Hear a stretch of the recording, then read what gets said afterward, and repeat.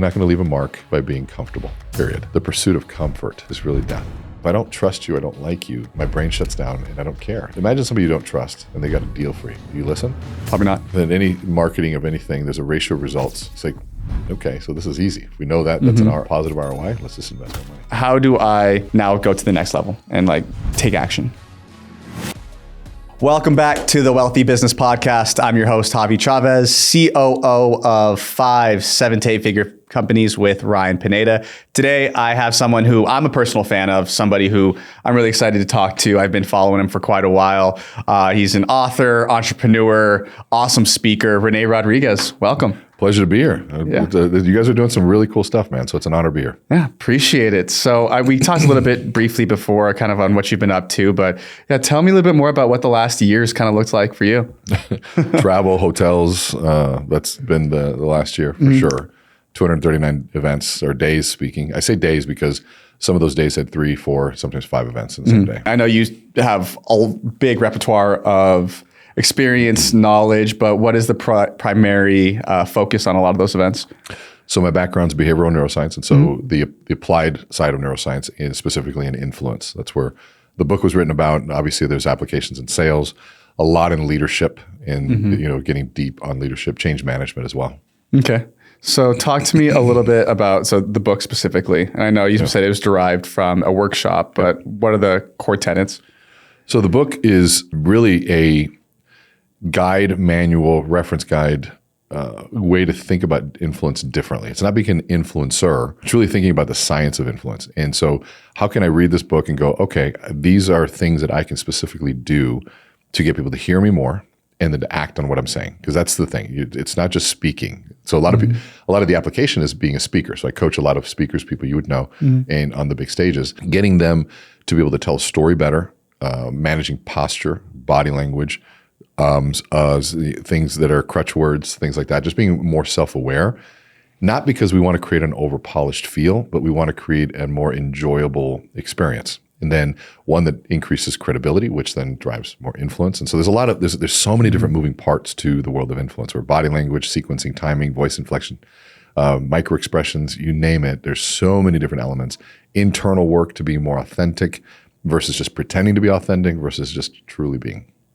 So how do you start, right? And I know it's a very broad question, but for me specifically, I'm just getting onto stages with all of the events that we're doing. Yeah. And so I'm starting to get more self-aware, but I'm nowhere near where I want to be. So how does somebody who's trying to get on those stages really, get into this world? I always tell people, speak for free anytime you can, as often as you can. Don't worry about money. Not in the beginning. There's a lot of paid speakers that are better than, if you're brand new, there's a lot of paid speakers. When you do that, you start getting repetition and reps. Just like if you play a sport, just like you do anything, you got to get the reps in. Speaking is hard to get reps in because you got to get people to show up. And then when people show up, then people have choices. Who do I put in front of that room? And then the bigger the room, the bigger the audience, the more influential the audience, the more leverage the chooser has, and the more elite the group becomes. And so that's the sort of the allure of speaking, is to be one of the selected few that can be in front of the room. So why? Why do you want to be in front of the room? Leverage and compression of time. I can leverage, I say less and people do more. And then I compress my time, which means I can have, instead of 100 one-on-one meetings, I can have one meeting with 100. And so it's the understanding of time. But then how do I get there? You got to get the reps in. You got to understand there's a science to it. There's a process to it. And you got to record yourself so you can continuously improve and be okay making mistakes. You got to learn the art of storytelling for business, which is very different than just storytelling. So a lot of different elements are going to it. So how does one get into storytelling for business? What are the core tenets? Or what are the strategies?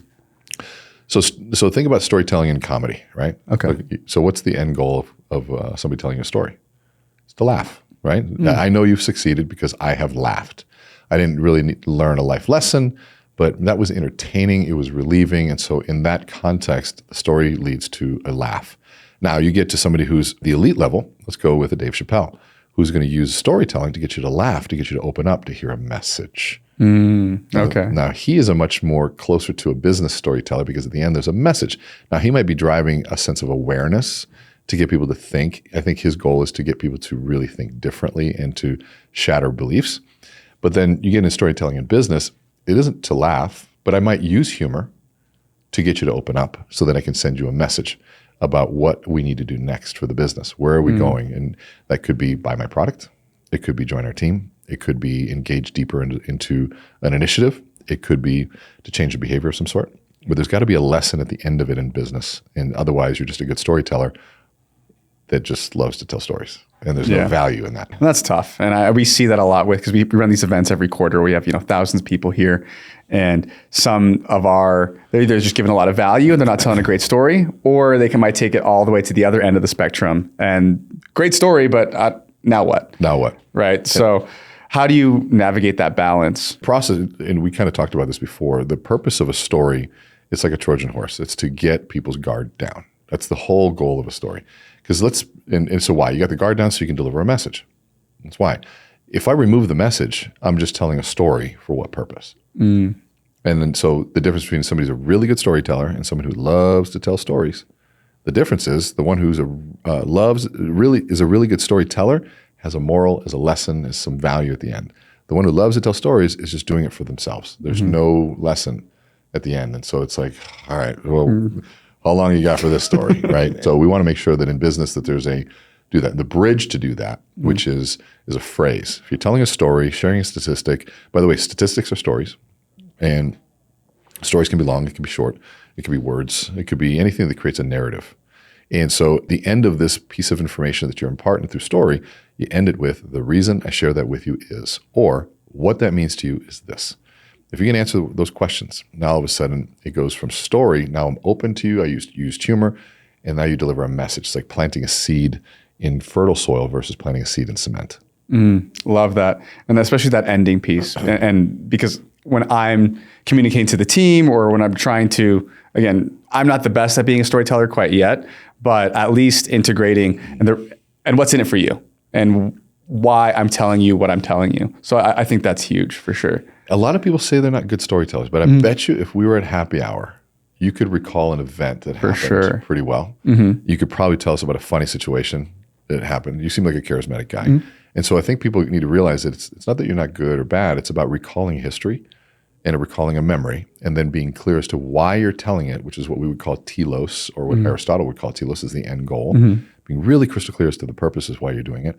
And then at the end saying, this is why I shared it. And so now I go, oh, that's the lesson. That's the value to me. Or this is what I need to do, influence. So good. Yeah. Well, I'm going to steal that. Yeah. So tell me, how did this start? Like, how did you get into neuroscience? I know you've been in it for long time. 30. So yeah, 30 years. So yeah, it was a little over 30 years ago. My mother asked me a question. She said, Rene, look around this room. Tell me what everybody has in common. So I looked around. I'm trying to figure out, is it like, hair color, skin color, what they wear, accent? I couldn't figure it out. She said, everybody in this room has a brain. If you understand how the brain works, life just becomes easier. And so you can understand the sales process. You can understand conflict. You can understand relationships and your spouse and your kids. You can understand teachers. I mean, it's really your way of communicating into the world if you understand it. And it just becomes a lot easier. I just dove in. Nice. And you mentioned you got started in sales, right? I did. Yeah. Tell me about that process, that experience. So I got cut from my basketball team when I was sophomore year in college, and I didn't know what else to do. To me, basketball was my life. It was everything that I wanted to do, and I didn't have that anymore, and I hated school. So what do? I mean, I was a janitor just to get into school as under the probation program. So me and all the other minorities, we were cleaning cigarette butts, toilets, and everything, and I made $900 the previous summer, more money than I ever made in my life. And so I was like, okay, I'm rolling. I kept it on ones, smell it every once in a while, right? And I get cut from the basketball team, and I don't know where to go. And I was talking to an executive of a big company, and I got a chance to ask him a question. I said, what do I have to do to be in your shoes when I get older? And he smiled, and he looks at me. He says, you learn how to sell. If you learn how to sell, you'll always be employed.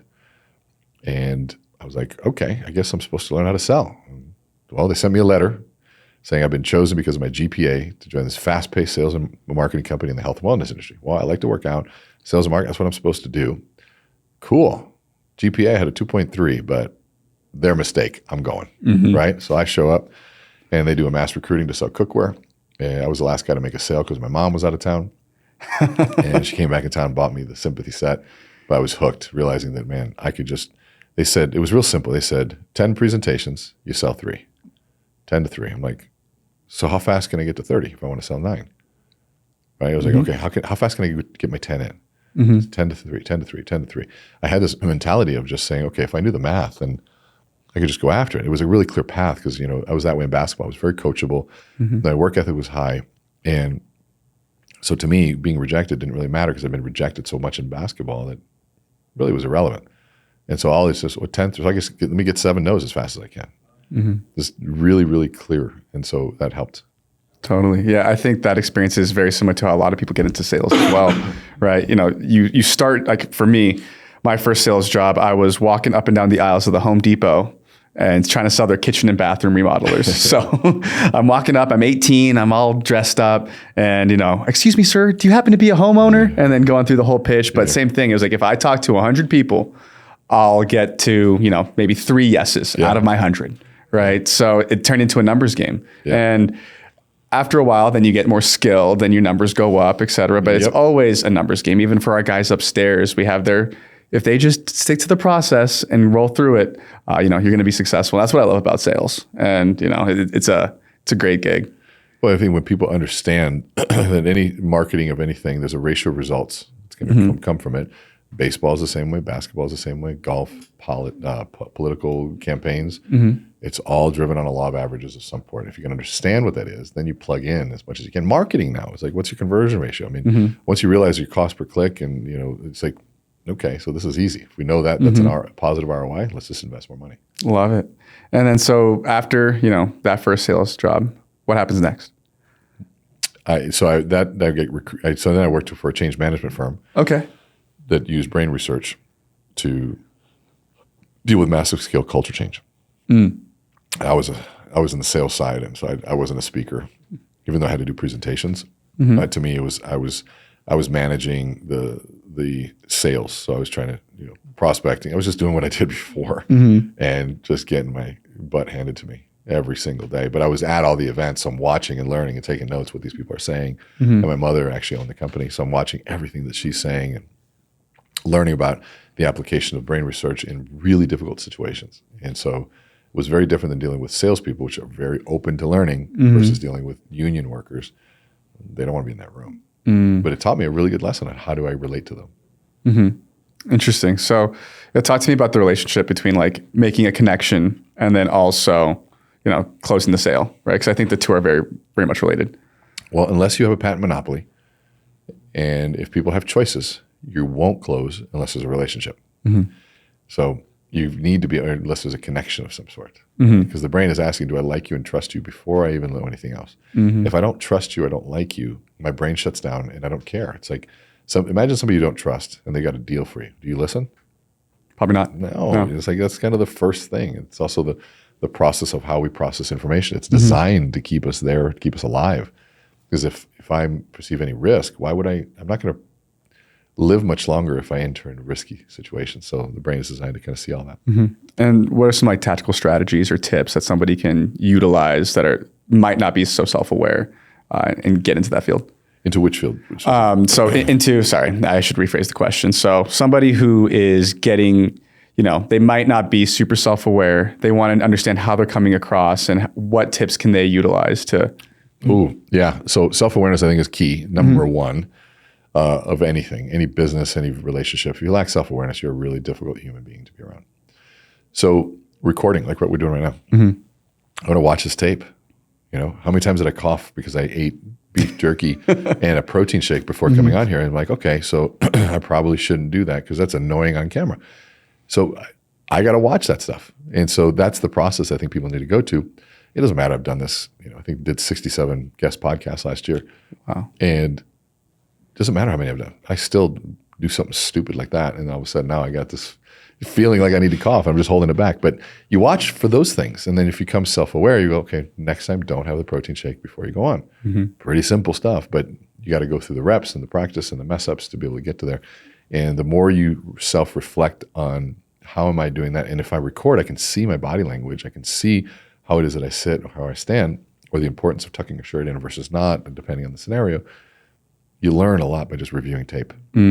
Okay. So review tape and, I think that's important for like any person, honestly, because like any business that what we've seen with our companies, with myself, it's reviewing game tape. It's also just looking at the numbers too, right? Like when we had this clip, the views went up, the views went down, et cetera. So yeah, I think that's huge. So I'm going to switch gears a little bit, just talking about leadership specifically, right? We're going through a lot of change right now in our companies, right? We're rolling out brand new systems, processes. How does a leader effectively, instill confidence when there's going through a ton of change and a lot of new processes? So confidence in that sense is going to come through structure, order, and predictability. Okay. And that creates a sense of safety. And so we interpret safety, meaning I can move forward, as confidence. But I think, confidence is also done by stacking wins, right? So let's say you haven't stacked any wins. Can you still inspire me to act? Well, if you tell a good enough story and you create a big enough vision and you create structure around it, yeah, you can get people to act all day long, especially for the feeling of what's possible. And so I think there's a lot of things you have to look at for how all of those pieces come together. Mm-hmm. So if you're starting from zero, right? For us, we basically scrapped a lot of our processes, rolling out a whole lot of new changes, new updates. And obviously Ryan's a very charismatic person. So he is able to tell a really good story, but like, how do we give that follow-up that every single week, like they know they're heading in the right direction? Yeah. So you're talking about one of the biggest challenges in leadership. Mm-hmm. It's like you set a direction, you set a vision, people buy in, then life takes over. Yeah. Right? Like, now what? Yeah. Now what? And I'm busy. I'm scared. This felt a lot better. So this emotional initial feeling, and then it drops down to the more realistic one, which is implementation, difficulty, lack of novelty, and it seems routine and rote. Okay. So now how do you motivate there? And that's where inspiration comes into play. Mm-hmm. How do you inspire somebody to look at things differently? How do you get them to construct that moment differently in their mind? And when I say construct, how do they explain it to themselves? Well, this is the same old, same old. Well, how do you get them to say, hold on, this is super new, unique and different? Mm-hmm. That will create something cool. And then also, how well can you articulate the vision? Because if I can envision an outcome, that's what triggers dopamine, is the anticipation of reward. So I can envision what's happening. Now all of a sudden I can see that dopamine says, hey, you got this, keep moving forward. Got it. Okay, so paint the picture, help them envision it. And then how often, and again, this might be a little more tactical, but how often should the leader be like instilling like the vision and reiterating the vision? All the time. As often as possible. Yeah. I think it's, it's keeping people clear that we easily lose sight as to why we do stuff. Mm-hmm. And so if I'm losing sight as to why, then I'm going to need to be reminded why. And that reminder of why is also another trigger of the dopamine. Like if you remove dopamine from the struggle to achieve something, there's nothing that makes it easier. It's just pure struggle. But if you're rewarded for the struggle, like because in the pursuit of something, and actually the pursuit is fun. But if you're not, it's a hard one. Okay. And then how do we make people feel secure in their role, right? Because when there's a lot of change, there's a lot of new things, going through the process. How do we make sure that they feel confident versus obviously we have the picture. Yep. But how do we kind of build that floor for them as well? If that makes sense. Well, I think there's a lot of things. People don't quit companies, they quit supervisors, right? So how good is my relationship with my direct supervisor? Do they believe in me? Mm-hmm. Do I get the chance to do what I do best at work? Do I have best friends at work? These are all part of the Gallup Q12, questions that really determine employee engagement. What was that, the Q12? The Q12, yeah. Okay. This is, they studied 80,000 managers, 100,000 employees, something like that. And they came up with 12 questions that determine the success of the organization, or really employee engagement, which is the use of discretionary effort. So if I have those questions in mind, now I can actually start going down that path a lot easier. Mm-hmm. Can you recall some of those 12?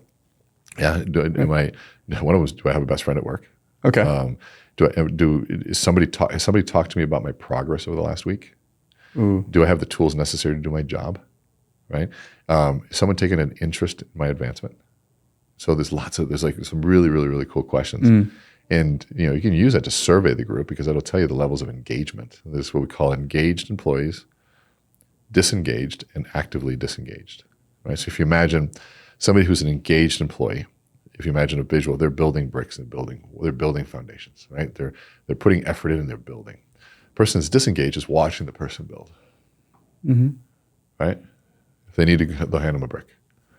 Actively disengaged, they're kicking the brick wall down. Right? And so let's say it was like 16% is actively disengaged. Wow. Of the workforce. This is a while ago. I think those numbers have changed, but it's a pretty significant company. But most of the organization is not engaged. And engaged is, what do I do with my discretionary effort? What do I think about over breaks when I'm at home? Am I just at 5 o'clock? I'm done. I'm out of here. Or is it, oh my God, it's 6. I better get home. Because I'm so engaged in the work. Interesting.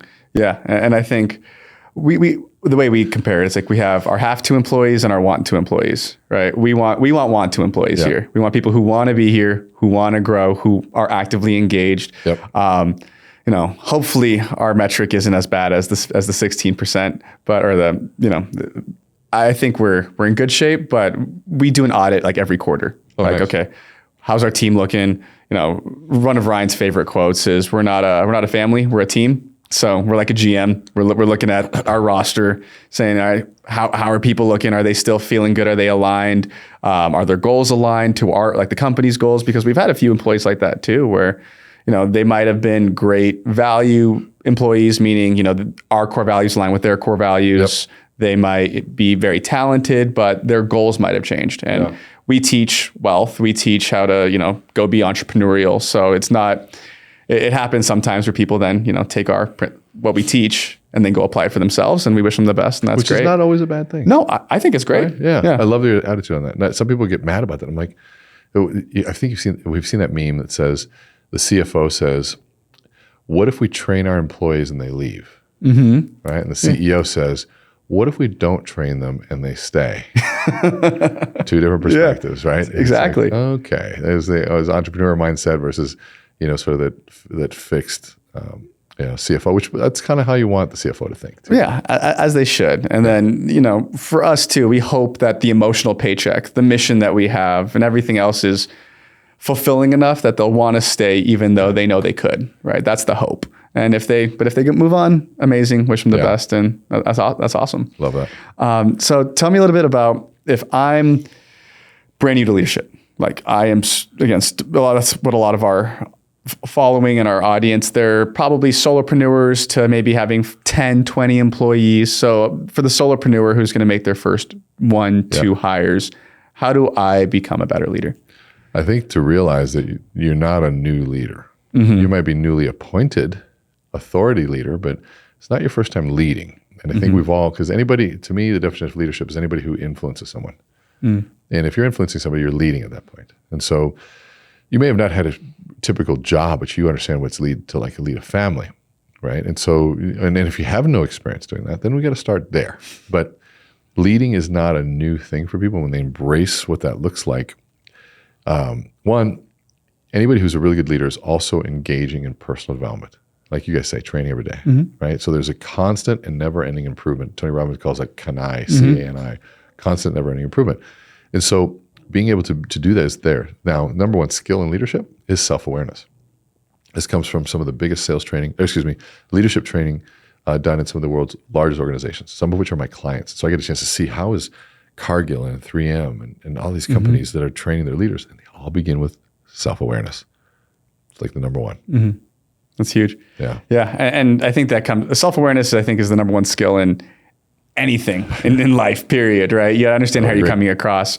We talked about sales personally, how are you coming across at home to your partner? So once I am self-aware, and I know it's kind of going to be different per person, but how do I now go to the next level and take action? So then the difference between leadership and management has been debated forever. And people try to demonize managers and, make leaders heroes. You need both. You need both. And there needs to be a little leadership and management, but you need both of these guys. And some people that are just going to be less inspirational, but more execution driven.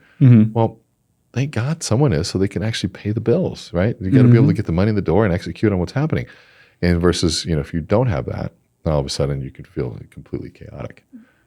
Totally. And for us, we're so far on this visionary side, we need way more integrators. And that's actively who we're hiring for. We're hiring for the managers. We're trying to bring more people on because, Ryan's like, we're going to be at $100 million next year. And then, we need our people to go build it. Right. And hopefully we end up somewhere in the middle. And so business wise, what does your organization look like today? I think we're a team of 8 right now. Yeah, nice. We're a team of 8. So we just focus on our events. We're going to be expanding that because we're going to do some other adventures. We've got a tech that's rolling out here in the next couple of weeks. And that'll be an interesting venture for us. Can you talk about it? Sure. Yeah, why not? 'Cause by the time this come out, it'll be on. It's called Rave. So the friend of mine, Sam Parker, came to me a couple years ago and he goes, Rene, what's the if you had a testimonial, video testimonial or written testimonial, what's better? What would you say is better? Video all day long. So great. Why don't you have more? Why don't people have more? Well, the barrier to getting them is hard. One, okay, let's say record one. Me asking for one's a little bit awkward. Now it's on your phone. You got to get it to mine. You can't email it because the file's too big. Once you get it from me to you, now I have it on my phone. What do I do with it? Okay, so now you either need a videographer, an editor, and a social media person to make sure that it gets out to the world. So then I post it on my story. It goes and it's gone in the feed at some point. This is a testimonial. If I even know how to get it from me to you, and that assumes I'm in person. Well, what if I'm, I talk to somebody who's a boomer, who's probably running a big business, and they're like, I don't know how to do this. It's a pain. So the barrier to getting good video testimonials is a lot. So we said, what if you could just send somebody a link with a short description, say, hey, would you mind raving? It's Javi's birthday, and let's wish him all a happy birthday. And I send one link to 50 of your friends. I get 30 back. I got 30 videos. Now, all that happens, they get a link, they click it, and there it shows, hey, would you mind raving, saying happy birthday message, Javi? Click, you have 25 seconds. Countdown starts. Hey, Javi, man, great to see you, blah, blah, blah, blah, blah. Awesome, submit, I'm done. That's awesome. Now that goes into what's called a storybook. And that storybook would be Javi's birthday messages. And it all goes in there in a sequence, and I can change the sequence. I can delete some if they're bad. I can even upload a bookend to that if I wanted to. But it's automatically going to stitch all those videos together. That's great. And there's just one link to hand, or that link automatically go to social, automatically go to a widget on a website. We love that. Yeah. We'll be customers. It's so simple. Yeah. Austin knows. Austin films so many testimonials at our events and, trying to compile all that stuff. And we're lucky that we have the production crew and we have everything. But I know but we have maybe 1,000 students all across the US, across all of our different coaching programs and stuff. And so it's tough to get those video testimonials. And so, well, there's something too, like about the overly produced testimonial that isn't as believable versus someone 100%. holding their phone saying, and especially if you catch them live, oh my God, I can't believe this just happened. Yes. Right. And then all of a sudden it's like there's something really raw about that. At first I didn't like that. I wanted to, because I'm a perfectionist. If you look at I don't know if you see my videos, they're great. Highly produced. In this, I had to kind of go against. I'm like, wait, hold on a second. There's a value in this raw. Hey, is this thing on? Yeah. Okay. Yeah. Oh no, I just went through and I did this one. And so there's something really, really cool about that. Absolutely. And I think that's why TikTok got so big too, because, we had these overly produced videos over here on Instagram and photos, and then TikTok, it's so raw, it's authentic. And I think that's part of the reason why the platform does so well. And so I think you guys are piggybacking on that too. But I agree 100%. The authenticity that comes from someone just picking up their phone, low camera quality, the mic might not be connected, whatever it is. Right? Yeah. So I think that's huge. Home of the Rave is what it's the website currently. Okay. Home of the Rave. Yeah. And so you launching in the next couple weeks? Yeah. Hopefully. If you get on right now, you could probably use it free. Okay. Well, we'll see. I mean, because we're still in beta. Right? We're kind of starting beta. Yeah. We'll definitely be checking it out too. That's awesome. Love your feedback on it. Yeah. That'd be great. And with that new venture, how do you go into building a new company? Are you hiring from the top down, bottom up? We're currently, we're gonna have to obviously gonna have to hire a team to manage this right now. My role would just be doing what I'm doing. Going out there speaking and telling people about it and building a team to support it and manage it. Nice. And how involved are you going to be in that venture? Nothing. Love it. No, I don't want to be involved in any of it. Okay. But except in the quality. Got it. Right. If my name's going to be on it, it's got to work. Okay. Period. And with your speaking company and your events business, how involved are you there? Do you have someone who's running the day to day, or? Yeah, we got a team of 7 or 8 now. 8. Yeah, my wife's our CEO. She runs the business. It's cool, but it's also a challenge. I am the product. So speaking 239 days a year, that means you need 2 people to manage my calendar, right? We've got a business speaking calendar, we've got a personal calendar, and then we've got sort of a company calendar. Even though it's the same, the speaker's calendar, there's agendas, there's topics, there's AV needs, there's a whole list of things. We have a whole CRM that we use called eSpeakers that manages all that for us, even from travel. I mean, literally I get a travel, it goes all the way to Trip It puts into eSpeakers, and I have one place I look and I get everything. Nice. I can even tell you what I spoke to you about at my last event, if I handed out anything. So if I come to you again, I'm like, okay, last year I covered that and that. Okay, cool, I won't cover those. Or at least can mention that it's there. But so there's that. And so for events to happen, I'm like almost like a plane. They're trying to figure out where's the best way to, like even to get here. We're trying to figure out when I'm in Vegas. Well, I had an event this morning. So we're like, hey, he's already there. Book these 2 now. And so, yeah, that's how we manage that. And so of course, we have a full-time creative director who is incredibly talented. We got a content manager who runs our podcast. We've got our vice president of sales, Jenny, who is really, I'm just going to promote her COO. Jenny, if you hear this, you're a COO now. There we go. Got the job. Yeah, she runs the business. And then Sophia supports her as our events coordinator. And bringing on Drew, who's running our funnels and marketing. Nice. Yeah. So we're finally just getting into funnels now. Nice. And so how took us long enough. I think there's still plenty of time to grow. I mean, we've only been digitally marketing, like running paid ads, funnels for like the last year and a half. Okay, cool. That makes me feel better. I'm 2 weeks in. Oh, love it. Yeah. Well, I'm sure you got some good people on your team to, go operate and hit the ground running pretty quickly. Yeah, Drew does this for Dean Graciosi, Tony Robbins, Grant Cardone, and Russell Brunson. Nice. Okay. He's an OG. Yeah. Good company then. Yeah, he's good. He's really, really good. What's it like being in business with your spouse?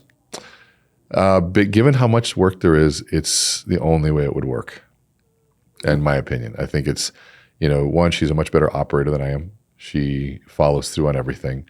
I'm always doing this. So, I mean, I literally got off the podcast. We had 138 text messages that came through. I don't know how many emails. I don't know how many posts, right? So there's no way I can keep up with all that stuff. My clients know if you want something done, you go to her, not me. And they like her more than they like me. It makes it easier. I'm an introvert too. So that actually makes it a lot easier. Nice. Yeah. And do you feel like you're bringing work home a lot just because the two of you are so involved?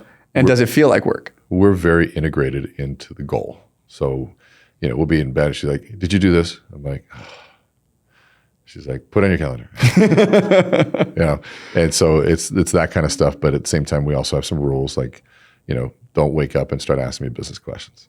Just don't. And then, there's also certain things where we're just like, we're not going to do it. Or since we're traveling a lot, she comes to the events and we'll try to add a day or 2 or 3 days if it's a fun venue, to do that. And, who cares? I get to be someone, well, you're working. I'm like, all right, let's put that in perspective. I go and I get to talk about something I love for an hour in front of a group of people that think I'm cool. They buy my book and I get to sign some autographs like in the book. I mean, it's cool. That's kind of fun. Yeah. It's draining for me as an introvert, but it's also energizing because it's life purpose. And then I get to go, hey, thank you.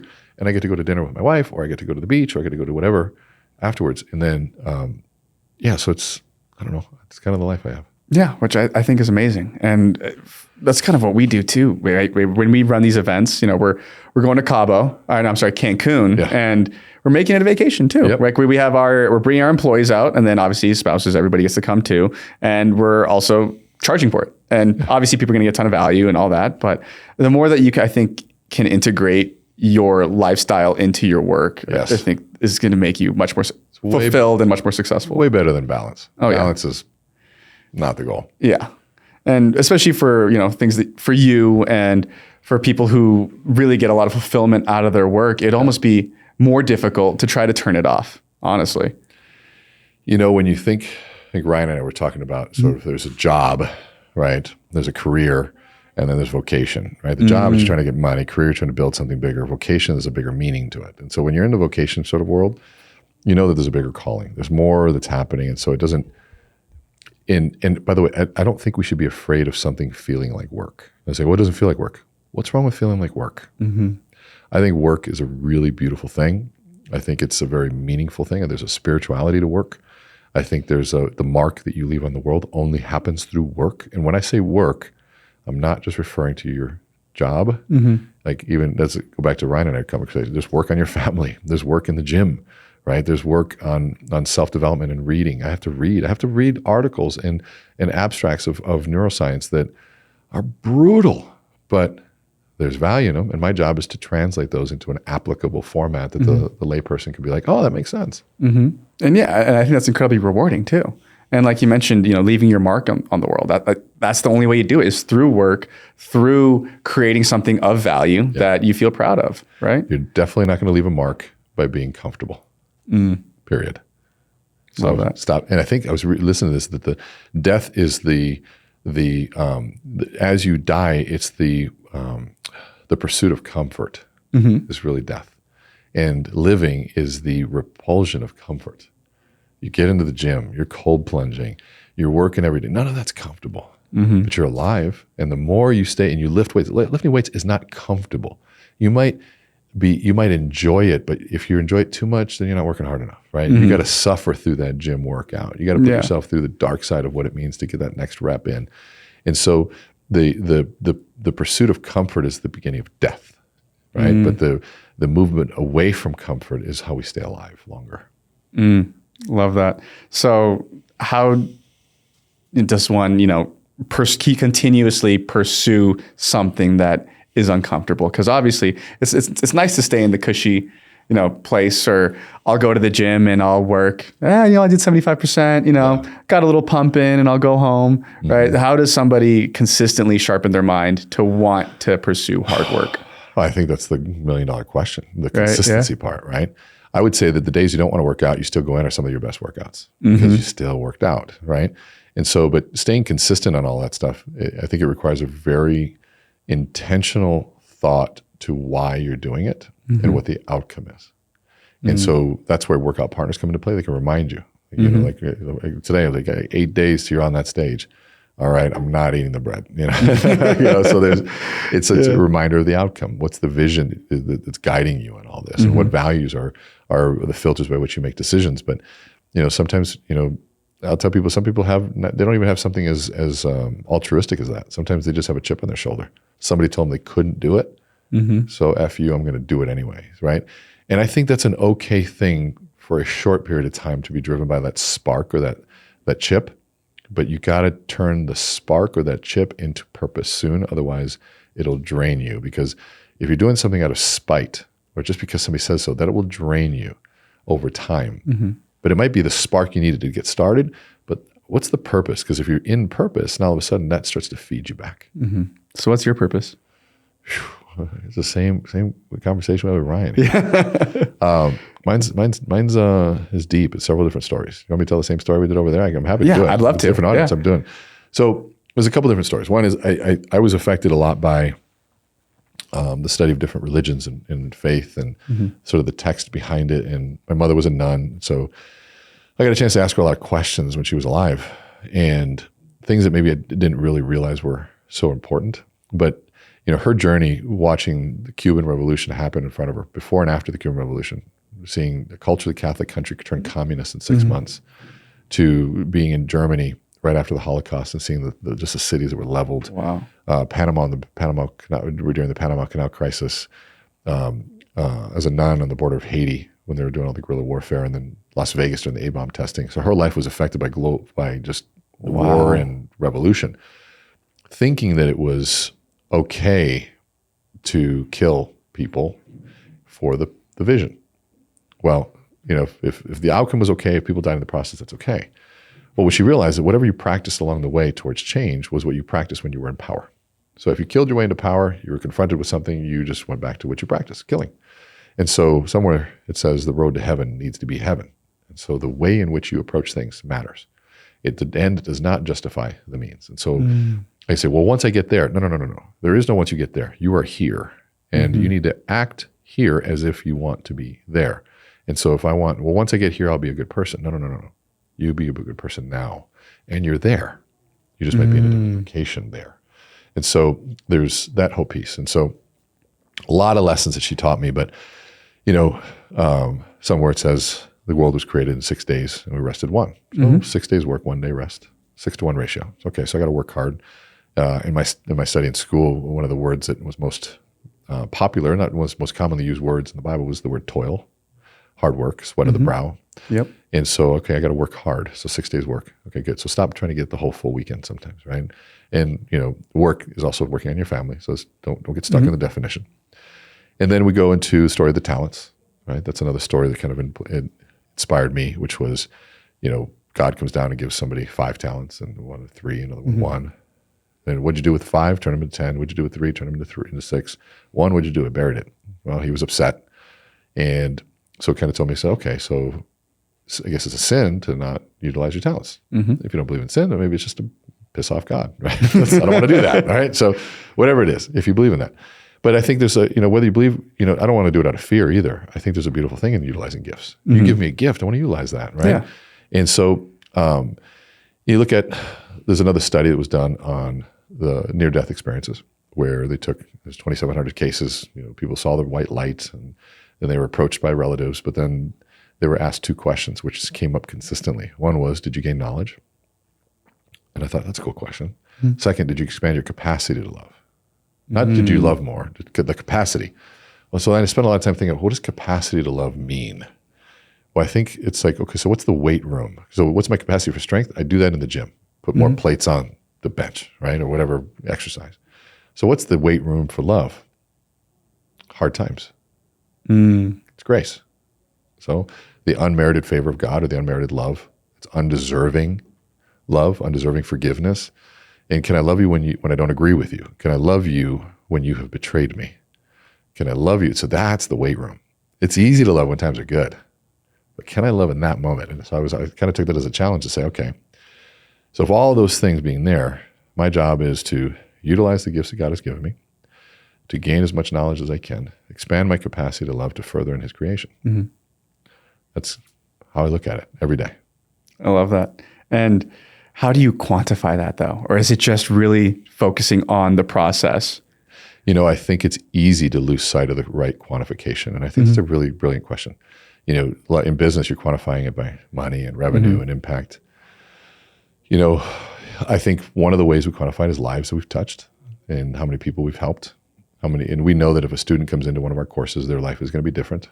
So there's a quantifier there. But, we're still in search for some other ones that quantifiers that still keep us on track while achieving some of the earthly goals I think that we want to.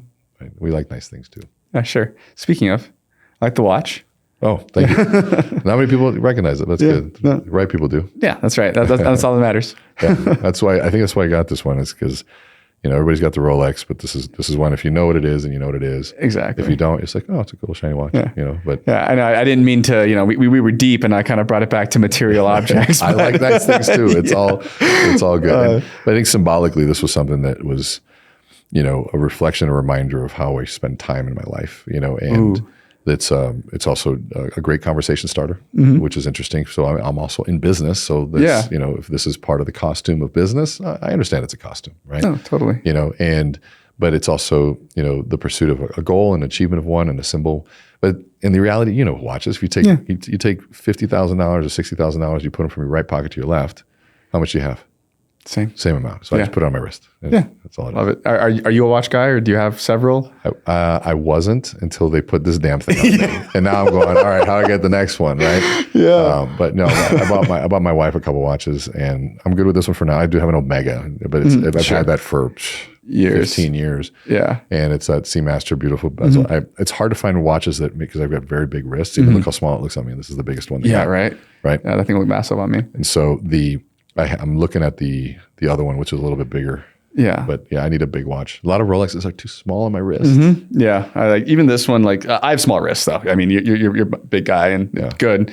But yeah, I think there's value in having some sort of material goal or, it's nice to have the nice things. And, it's a culmination of the hard work. And as long as you're dangling the carrot in front of you and you're not buying things that you don't feel deserving of. And I guess that's, there's nothing wrong with doing nice things for yourself. For sure. Nothing wrong with it at all. If you do put the work, what was it? Jim Rohn said, if you take full responsibility for your failures in life, then you don't have to apologize for your successes. I own all my failures, and trust me, I have way more failures than successes. And so I am not going to apologize from time to time. It's it. And so I'm the one in the hotel rooms. I'm the one out in the airports, burning the midnight oil. If I like it, I like it. It's all good. Exactly. And I think, you know, I've heard this several times, but money is just an amplification of who you are too, right? So I agree. Yeah, you know, you can spend money on the nice stuff, but it allows you to give back and allows you to do more good in the world, assuming you're a good person, you know. I agree. And I think it's a great conversation too, where people, what's their belief around money? And me growing up with a former nun as a mother and Cuban, it's not the wealthy way mentality. If you go back to that, it's more of a poverty mentality. And, you know, so I spent a lot of years trying to allow good things to come into my life without feeling guilty or thinking that it's bad, you know. So part of me is kind of an FU to that old mentality too. When did you feel like there was a transition from kind of that old way mentality to now, you know, feeling confident, feeling good about, you know, being a little flashy? Yeah, I will honestly say my wife's a big piece of that. You know, she didn't grow up with that at all. You know, she was a financial advisor. Father was an incredible financial advisor. And so her views of money were very different. And you know, it's something, even just throwing old things away. You know, me, I like to, you know, I don't like to waste. So like, I'll hold on and I'll use something as long as possible. She'd be like, this one's done. This shirt's done. I'm like, what are you talking about? Somebody can totally use it. I can use it at the gym. I've got to paint. She goes, when are you going to paint the house? And I'm like, I'll buy you a house painting shirt. Yeah. I'm like, all right, fine. Yeah. And if I go out of town too long, I'll come back and there's like the dumpsters, you know, the ones you put in the yard, and it's full of stuff. I'm like, why are you throwing this out? You know, and she's like, she'll step away from the dumpster. It's funny. And I even used to do that with food, right? People always say like, eat everything on your plate, eat everything on your plate. And I heard, you know, wealthy people, they, you know, I'm showing you something. Oh yeah, keep going. But yeah, basically, it's just that they don't eat everything, or you have that scarcity mentality for so long, and that's something that I've definitely held on to. That's the guy that ate everything on his plate. Wow. Yeah. They did. How long ago was that? That was the beginning of the pandemic. Wow. I mean, you look great. Thanks. What's the routine? Well, I did this on the road too. That's the crazy part. Wow. So a couple different decisions. One, having the right person and the right people that are helping you and giving the right advice. But then simple discipline. So, you know, I've got over 500,000 miles this year already. And so I don't need airplanes or airports. So right there. That's smart. That's a majority of my time to eat bad foods. And so making sure that I choose hotels with a gym. We used to order food in, but now I have a eating regimen that's really easy. And so it's very easy for me to stay on track and making sure I sleep, you know? So if I'm doing the right things and I do them consistently and I'm working out and I'm sleeping and I'm drinking a lot of water, I mean, profound stuff, right? Yeah, right. I mean, these are the basics. And so it's like, how do you do it? There's a secret formula. The way anyone does it. Right? It's not a fad diet. Those don't work. Anything there is just a way of lowering a caloric intake, and you just got to create a deficit. And that's literally, it's nothing any sexier than that. I think the overarching theme is just being intentional. Yeah. And, you know, like you mentioned, you know, you have your rules. Don't eat at airports. You know, don't don't put yourself in those situations, right? And then going to a gym or going to a hotel that has a gym. Yeah. It's simple stuff, but it's the decisions before the decision, I guess is the way to put it. Yeah. If you put, like, if I know, like I know before going to a restaurant what I'm going to eat. If it's dinner, I'm going to have a fish and a vegetable or a salad. That's it. So what fish, vegetable I'm in. And if I'm 3 hours before dinner, I'm going to have a steak. Yeah. But if I'm with a 2 to 3 hour window, I'm going to go fish. Interesting. And that's what they told me. So that's a guy who's smarter than I am. So I'm going to go with that. And, you know, for lunch, it's the same thing. For breakfast, it's the same thing. You know? What was the trigger? That's from like you're in the pandemic. Really? Well, that was a photo where my buddy, it was at the beginning of the pandemic, and he's kind of a dick. So he takes snapshots of the worst angles, right? That obviously was a super bad angle. Yeah. But it was like I was on Faith. I'm like, hey, what's up? And I just double chin everywhere. And and he sent it to me just laughing. I'm like, oh man, is that what I look like right now? And then you get in the pandemic and Zoom calls and you have to stare at yourself all the time. You're like, I even got my teeth fixed. I had fine teeth. One tooth was way off and I had to keep staring at the snaggle tooth. Yeah. And I'm like, okay, we got to fix that too. Like, it's just I'm not traveling, so I got time to work out and fix my teeth. You know? Nice. Yeah. And, you know, were you always into were you into fitness previously or? Yeah, I was a college athlete. So that's right. Yeah. And then, you know, you get off the wagon and then you get back on and you get off the wagon and you get back on. This is the first time I think this is who I am now. I'm still going a little bit further too, but it's, the big, people say, what was the driver? I said, well, I was stuck at like 280 pounds forever. And I'm like, they're like, well, why do you want to lose weight? You look great at 280. I'm like, do you know any 280 pound, 80-year-old men? It's true. They're like, no. I said, so that is a choice to ensure I'm not going to do that. Just based on that logic alone. I don't need any science to do the math on that. So I'm like, okay, so I'm at 270, 250, 60, and then 50. Now I'm at 246. Getting there. Yeah. It's not as bad, but it's the body fat percentage that matters more than that stuff. But yeah, those are kind of the drivers. I want to be around for my kids. And how old are your kids? I've got 3. My wife's got 3, so we got 6. Wow. 22, 19, or 22, 19, 8, 7, 5, 4. How do you think the leadership and, the neuroscience has impacted you being a father? What's interesting? I'm going to say some unpopular opinion right now. Yeah, I'm ready. I think the motivational speaker killed parenthood. Really? Yeah. I think I see too many parents trying to be motivational speakers to their kids, trying to do goal setting when they're just kids, trying to just mindset as a kid. Let the kids suffer a little bit, right? We've eliminated the gift of suffering and the gift of disappointment, right? We try to protect our kids. And I tell my wife, I say, either you're going to prepare the world for your child or prepare your child for the world. Good luck on trying to prepare the world. There's too many people. So teachers this way, teach them how to deal with a shitty teacher. Who's a bully? Let's teach them how to deal with a bully, right? Because it's not going to be the only one. Daddy and mommy aren't going to be around all the time. And I had this question in the audience, maybe 1,000 people in there or something. And I was teeing them up, right? And I said, how many of you think that this new generation has an interesting work ethic? And they all go, oh my God, I know. Yeah. Like, all the complaints start. And I'm like, I know, I agree. Oh, another question. Who raised them? Same exact people. I'm like, I said, so we created this mess. I said, so now let me ask the third question. How many of you feel like you grew up with kind of a difficult childhood, right? I said, how many of you also made a vow that you'll never let your kids go through what you went through? And they go, yeah. I said, that's where we messed up. You're ruining the formula. The formula that created grit and hard work and perseverance was suffering. Absolutely. And you went through the difficult times and you had to figure it out and dig deep on how do you get further into it. And you take that away from them. Of course, you love them. Man, it is hard. I did that with my kids in the beginning. And then finally, about 10 years ago, I'm like, okay, boys, have a seat. Daddy messed up. I protected you too much. And I took away the struggle. I took away this and I saw that, thinking that I was being there for you, I was hurting you. I said, so you're going to have to manufacture some struggle in your life.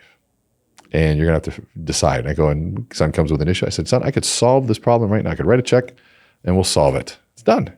Or you could spend the next 2 years figuring this little mess out that you created. I think if I solved it for you, you'd hate me for it. But I think in 2 years, you'd look at yourself in the mirror and say, look what I did. And he looks at me and he goes, don't solve this one. I got this. I'm like, good boy. Love it. Right? But it's a constant, like, because who wants to see their kids suffer? No one. No one. But if we go, hold on a second, you're going to suffer, but I'll be right there next to you. I'll guide you. But you're doing this one on your own. Stand up on your own. I can lift you, but no, you got to find and dig deep.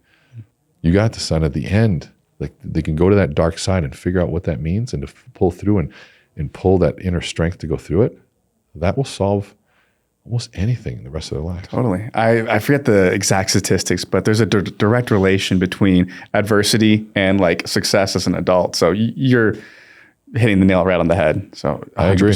Now, somebody tried to argue with me on that. I'm like, there are some, people say, well, I said, really? Did your parents just do everything for you? No, they made me work. I'm like, they made work. Okay, so but they did it lovingly, which is great. I'm not saying being jerks to your kids, but give them the gift of disappointment. Let them learn how to lose. And then go, I don't like losing. Let me work harder. Instead of protecting them, give them all trophies. Why? There's only one winner. Like, that's okay. The rest of us lost. Maybe first, second, third place, but that's about it. Let's keep it there. And the rest of us aren't on there. So maybe I need to work harder. You get the team picture. That's it. Yeah, exactly. So, and then obviously, how old were your boys when you kind of had that conversation? That would have been 10 years ago at least. Okay. So 12 and 8. Wow. Yeah. Okay. And so how do you keep them, now that they're young adults, how do you keep them on that path of like, do you consistently? Yeah. I mean, but by the way, it's not perfect. Like it's definitely not perfect. My 18-year-old's listening to this. It's not perfect. He's the smartest kid I know, and he's got it all down, and he knows how to do it, but he doesn't have all the sense of urgency everybody else does. And the thing I told my kids, I said, here's the thing. Either you allow your dad to teach you this, and it's going to suck, or society will teach you. Either you don't pay your taxes, the government will show you a lesson. If you mess with the law, the police are happy to teach you a lesson. You mess around in class, teachers are happy to flunk you. You don't do the work, coach will happy to cut you. If you mess around as a partner, your person you love will leave you. Society will teach you these lessons. I highly suggest you let me teach you now. Up to you, though. No, Dad, let's go through this one. I'm like, okay, good. Okay. Love that. And are they out of the house now, or are they? The two older ones. Two of them, yeah. And where are they at? The oldest is in Minneapolis, University of Minnesota, and my 19-year-old is at the University of Wisconsin School of Engineering. How do they handle having a well-known father? I'm just their dad until TikTok. Oh, then I became cool. Yeah, like 1 million followers. I'm like, oh, now I'm cool. Yeah.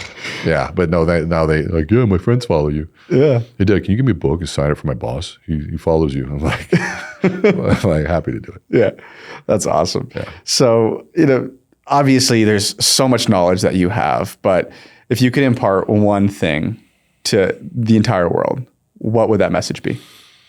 The entire world? Yeah, I know that's a big audience, but it won't be all on this podcast. But if you could boil down your message to one thing, what would it be? I mean, there's a few different you can give me a few. Let's just go with where I think the world is right now. I think you need to reframe for yourself what suffering and difficulty mean. Most of our life is going to be difficult. Most of our life is going to be suffering. Happiness is not the goal. Nothing good in my life came from just trying to be happy. All the best things in my life came on the opposite, on the back end of suffering through something. And when we realize that suffering is the price of entry to joy, suffering is the price of entry to compassion, to contrast. Because if we know what evil is, then you know what good is. The only way you know what light is you know what heavy is, right? If you know what good is, it means you know what bad is. If you don't know any of those contrasts, then you can't enjoy it. And so right now, depending on what you're in, a lot of people are going through what's called a difficult time. I'd say embrace this. What are you doing during it? Who is this bad time revealing? Because adversity doesn't build character, it reveals it. And so who is it revealing? Are you an excuse maker? Are you lashing out and attacking and blaming everyone else? Or are you taking ownership and running harder? It's never been harder to fill an event, but I'm filling them. For less money, but I'm making but money. You're doing it. While others are doing none. And so I'm not going to compare this time to the last few years. I'm going to only compare it to, am I working my best and my hardest today? And if I can continue doing that, and I can say suffering is okay because it makes for great stories, it teaches me to be more compassionate, and it gives me the most beautiful gift, which is contrast. And contrast is necessary for gratitude. If I don't understand what it's like to lose you, how can I appreciate having you? Does that make sense? I mean, if I don't understand that, like I'm gonna appreciate you because I know what it's like not to have you or someone like you or this. And until we understand that contrast, it's tough. So embrace the difficulty right now as a beautiful part of your journey. I love it. And mic drop, I'll leave it at that. Rene, thank you so much. I really appreciate your time. Where can people find more about you? Instagram and TikTok, we Learn with Rene, R-E-N-E. My website's Meet Rene, M-E-E-T, Rene, R-E-N-E, Rodriguez. Awesome. Or .com, not Rodriguez. Yeah. Perfect. Thanks again. My and pleasure. That's that.